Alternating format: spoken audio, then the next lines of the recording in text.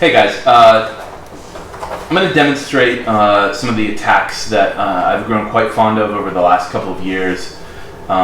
This has been my primary attack in the gi as a brown belt. I've been a brown belt for going on 5 years now. This has been easily the most successful attack series that I've adopted into my game. It's also pretty novel. I haven't seen people do this specific series outside of my own practice.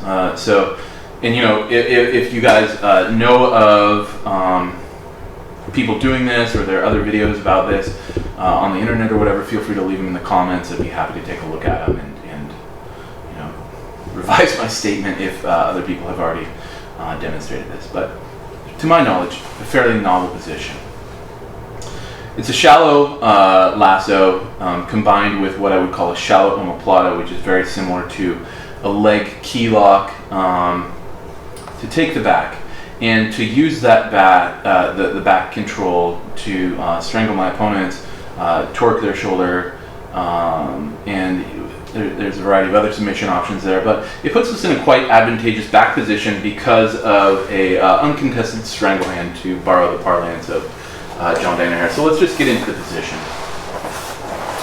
The shallow lasso is right here.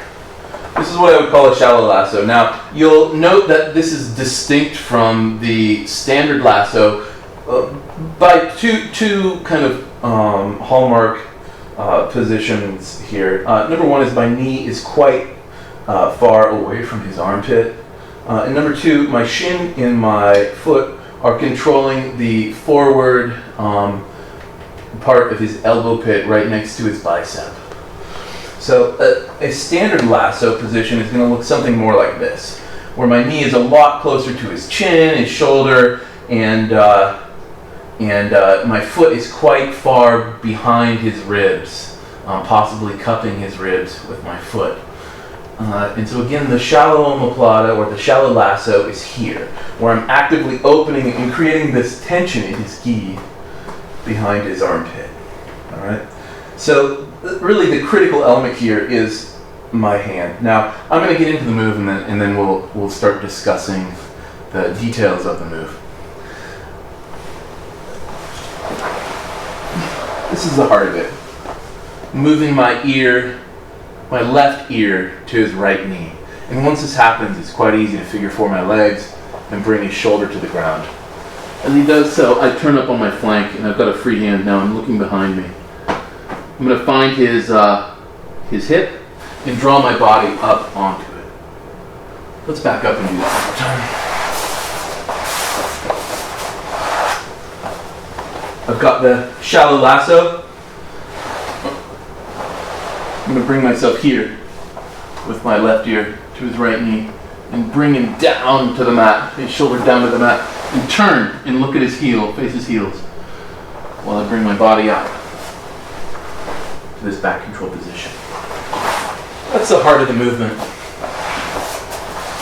Now, there are a couple things that make this possible and successful. The first is I need a really excellent cactus paw grip. Now, you can see on his gi, what I'll try to do with my fingers is to fold the maybe an inch in behind the seams. I want to fold that portion down in, so I have almost like a handle here to start off with. Your fingers will do it naturally. And once I've done that, I'm going to rock my knuckles down. Okay? But your hand alone can't stop him. Right now, if Irvin was to pull his arm, you can see I have to do a lot of work to keep it in position. So to reinforce this, and to make this mechanically possible, I'm going to take my leg and go over his bicep and collapse his arm into about a 90-degree angle. I want to keep that 90-degree angle. My knee is quite far away from his shoulder, and I'm opening like this. Opening and catching his arm with my foot. Now, at the same time, I'm taking my elbow, my gripping arm elbow, and I'm rocking it down to my flank. Here. Like this. And this is going to make my grip quite strong. Right now, if Irvin tries to pull out of this, he's just pulling me towards him. It's very easy for me to control this and hold this grip. And you know, and honestly, he's pulling himself into the sweep when that does happen. So how does the second part of this motion work? What I'm going to do is I'm going to take my free hand and I'm going to lay it down my flank and find the outside of his knee, right? Now I'm going to open my leg and create a large pocket of space for myself to move through here. With the back of my hand, I'm going to usher my ear to his knee, right? Now figure four-ing my legs and bringing him down to the mat, directly down, chopping to the mat. Here. I'm going to turn and look at his heel. Once that happens, I have this seat belt around his hip. I'm going to draw my chin up to the hip and switch my arms to this head and arm position on his back. Let's move to the camera a little bit. It's also important to note that I don't want my knee underneath my opponent's body here. I'm going to turn my knee out so it's no longer trapped under his body.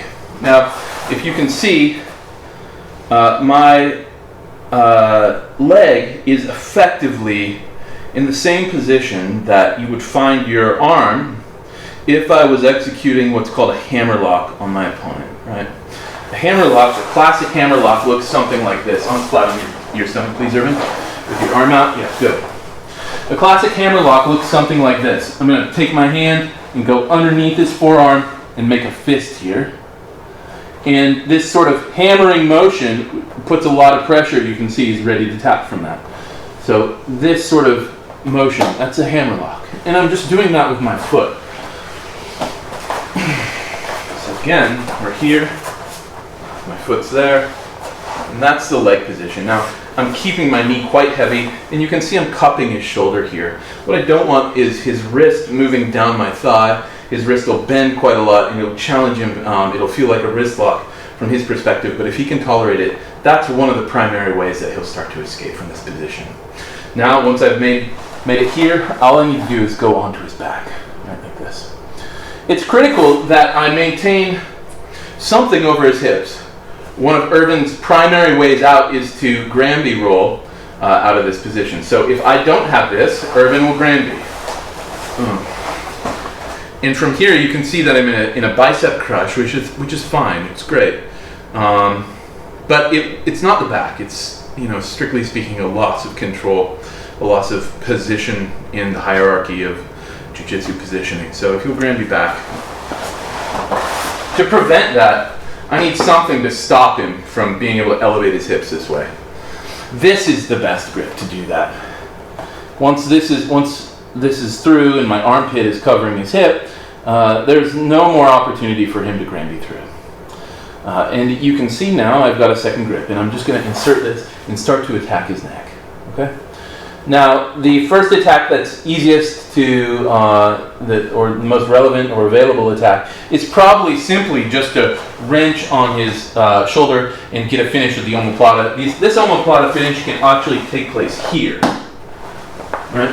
I'm moving my nose in line with his tailbone and opening my knee to get the finish. It's also possible to finish it like a traditional Oma Plata, but I prefer choking from here. One of the ways I'll choke is to take the gi here and get a very tight grip. Your grip has to be tight for this choke. I'll remove my elbow and place it behind his head and find this clock choke variation. It's quite tight. Boom, just like that. Okay. But in all honesty, these aren't my preferred finishes. My preferred finish transitions from here to my back. So what I'll do is I'll bring him up and onto my back. As you can see, Irvin's shoulder is in quite a lot of danger. Now, if at any time I choose not to choke, all I need to do is get this grip around his head, begin to move his head from his shoulder, and it takes almost no strength, just moving the crown of his head toward me. Boom, this is enough to finish the shoulder. But let's talk specifically about choking here for a moment.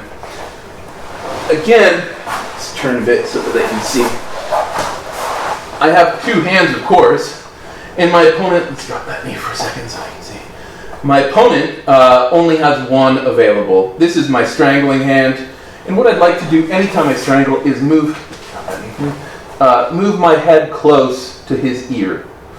Right? This is, I can begin to get one-arm strangles here, but if he's wearing a lapel or a jacket with a lapel, of course, that's the easiest way to get these chokes. Now, of course, this hand is still in play, and so it's going to be coming up here and looking to defend. But of course, I have my own hand, so I'll take an underhook and begin peeling this off and dropping it down to the ground. Now, if possible, I'll get a knuckle grip here, like this. But even better, I like what's called a Vulcan knuckle grip, and that is with my index finger between his middle and ring fingers, so he can't punch. Go ahead. Punch out towards the camera. Yeah, this keeps him from punching his hand out of my grips. At this point, I'll take the interior blade of his lapel, like this, not too tight, but also not too loose, and just draw my elbow to my lat. That's all it takes. Maybe 5% strength. Here. Now, Irvin will tell you that his shoulder is quite bound. There's really not a lot of opportunity for him to go in any direction.